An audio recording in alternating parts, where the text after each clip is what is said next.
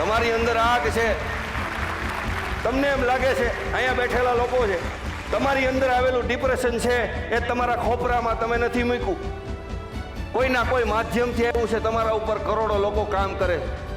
હું તમને પહેલા એ સમજાવું ડિપ્રેશન તમારી અંદર આવે છે ક્યાંથી, એટલે તમે પાટું મારી દેશો. ડિપ્રેશન કાઢવાની વસ્તુ, કારણ કે તમે એવા બેસ્ટ બાળકો છો, 8મા 9મા ધોરણની અંદર તમને એક્ઝામમાં ડિપ્રેશન ન આવે, બોર્ડના પેપરમાં ડિપ્રેશન આવી જાય. આ તો કેવી વાત થઈ ગઈ. એક્ઝામ તમે હું નથી દીધી, પહેલી વાર બોર્ડની પરીક્ષામાં એક્ઝામ દો છો, અને મા બાપ અહીંયા વાલીઓ બેઠા છે એ 12મા અને 10મા ધોરણની અંદર ચિંતિત થઈ જાય, જાણે એ આઈપીએસ થઈને સીધો બહાર નીકળવાનો હોય, એટલા બધા ગંભીર થઈ જાય. 8મા ધોરણમાં 7મા ધોરણમાં કાંઈ ન થાય. તો આવું કેમ બને છે? તો અહીંયા અભ્યાસ કરીએ, તમારા ખીચાની અંદર એપલનો ફોન છે, તમને લાગે છે કે તમે તમારી ચોઈસથી લાવ્યા છો.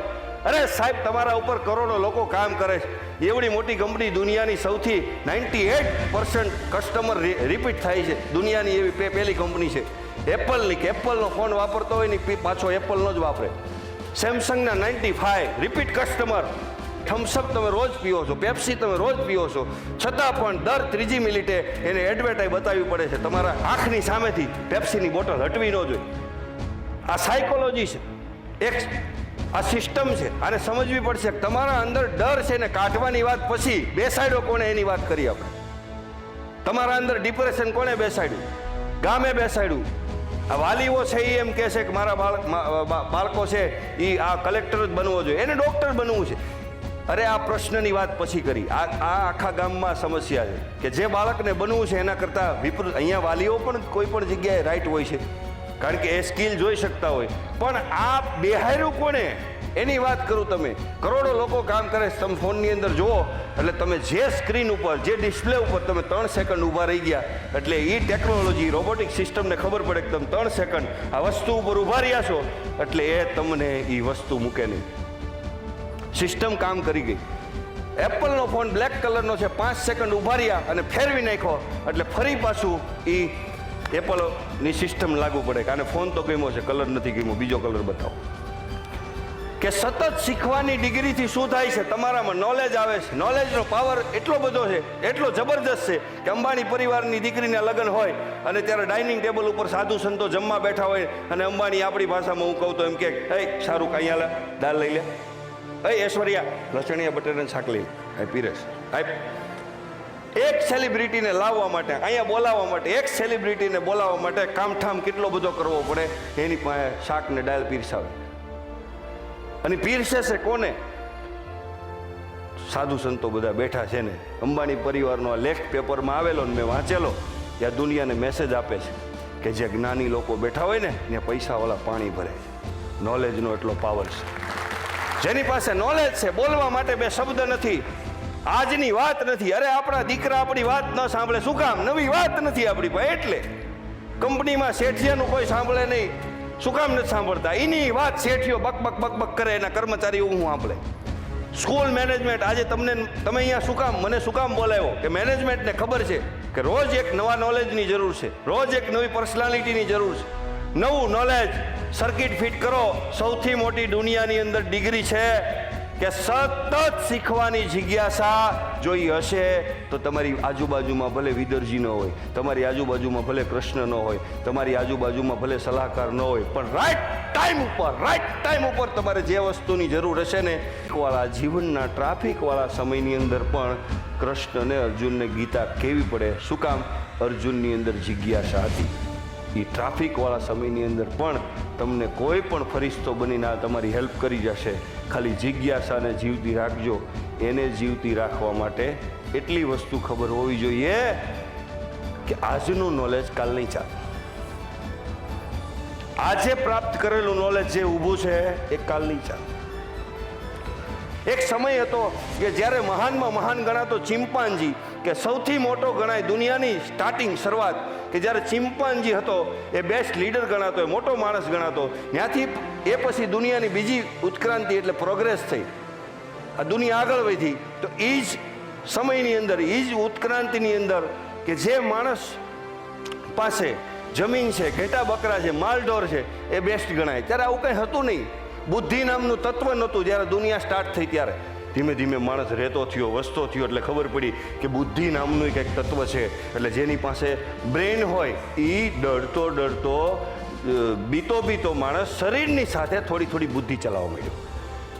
એટલે એને એમ થયું બુદ્ધિથી કામ થાય છે, થોડી બહુ નહીં, કારણ કે પહેલાં તો માનસિકતા એવી બનેલી અને પછી ઊંધું થઈ ગયું, શરીર ઓછું ચલાવવા માંડ્યો અને બુદ્ધિ જાજી ચલાવવા માંડ્યો. એક માનસિકતા બેઠી.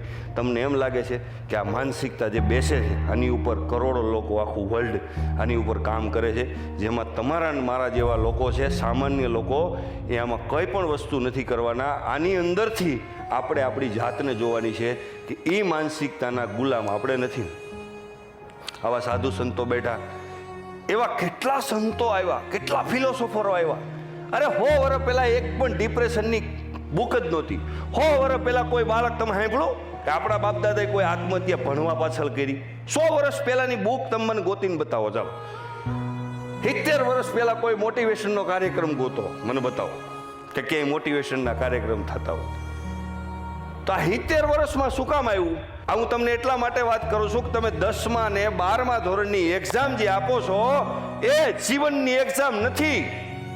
આ દુનિયાનું ચક્કર કંઈક અલગ રીતે ચાલી રહ્યું છે, જે ચક્કરની અંદર એને સમજવું જરૂરી કે જે સમયે દુનિયાની એક માનસિકતા બને છે ને, એ માનસિકતાની અંદર જે વ્યક્તિ બેઠો નથી, સાંભળજો, જે વ્યક્તિ બેહતો નથી, સ્ટુડન્ટ વર્ગ હોય, શિક્ષક વર્ગ હોય, વાલી હોય, એ માનસિકતામાં જે વ્યક્તિ બેહતો નથી એ વ્યક્તિ એટલો પીડાય છે, એટલો પાછળ રહે છે કે એની કોઈ સીમા નથી. 20 વર્ષ પહેલાં તમે મેં એવું સાંભળ્યું હોય કે આપણા ગામડાની અંદર એક બંગલો બનાવ્યો કોઈ સોનીની દુકાનવાળાએ, બરાબર, અને એ સમયે બંગલો બનાવ્યો હોય એવો બંગલો આજુબાજુમાં ક્યાંય ન હોય. તમે મેં જોયું હોય કે એ વર્ષો પહેલાં કોઈ શોપ બનાવી, દુકાન બનાવી હોય, તો એ સમયની અંદર દુકાન બનાવી હોય તેવી દુકાન કોઈ બનાવી ન હોય, પણ એ દુકાન એમનેમ છે, એણે ચેન્જ કર્યું નથી. શું કામ?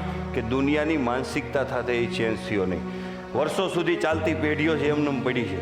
દુનિયાની અત્યારની માનસિકતા હું તમને એ કહું છું, સાંભળજો વાલીઓ બધા બેઠા છે, એ માનસિકતામાં જે બેસે છે એ રાજ કરે છે. શું કામ? એમેઝોન નામની કંપની છે, નથી દુકાન કે નથી કોઈ વસ્તુ, બરાબર. શું કામ? આજે મોટી મોટી પેઢીઓ છે એની કરતાં પણ વિશ્વની ફલક ઉપર છે. વિશ્વની સૌથી મોટી ટ્રાન્સપોર્ટ કંપની છે ઉબર, બરાબર, જે સૌથી મોટી ટ્રાન્સપોર્ટ કંપની, એની ગાડીઓ નથી, એના કરતાં કરોડો ગાડીઓ બીજાની. એક હતું બળ ને બુદ્ધિ, પછી ખાલી બુદ્ધિ, પછી એક સિસ્ટમ આવી અને અત્યારે નવી માનસિકતા છે. બાળકો બધા બેઠા છો, હું તમને ખાલી કહું છું, એક નવી માનસિકતા બની રહી છે કે અત્યારે આર્ટિફિશિયલ ઇન્ટેલિજન્સનો સમય આવી ગયો છે, રોબોટિક દુનિયા થવાનું. તમને હું કહીશ તો તમને એમ લાગે કે આવું બનશે. આજે તમે વિચાર કરો છો કે આજે 10માની પાસ કરવી છે પરીક્ષા, 12માની તમે પાસ કરી નાખી અને એ તમે 91% લાવ્યા, બરાબર, પણ 5 વર્ષ પછી એની જરૂર નથી તો શું કરશો? હું જ્યારે ભણતો ત્યારે મિકેનિકલ એન્જિનિયર, મારે એડમિશન લેવું હતું મિકેનિકલની અંદર, મારી મેરિટ સારું નહોતું એટલે સેલ્ફ ફાઇનાન્સ કોલેજની અંદર મને આવ્યું. સુરતની એ ભગવાન મહાવીર કોલેજમાં મને એન્જિનિયરિંગમાં એડમિશન મળ્યું, ઈસીમાં મળ્યું. મેં કાંઈ નહીં, એન્જિનિયરનો થપ્પો મારવાનો છે, આપણે ભણવારે કોઈ લેવા દેવા નથી. સાંભળજો, કારણ કે સિક્કો મારવાની એક માનસિકતા.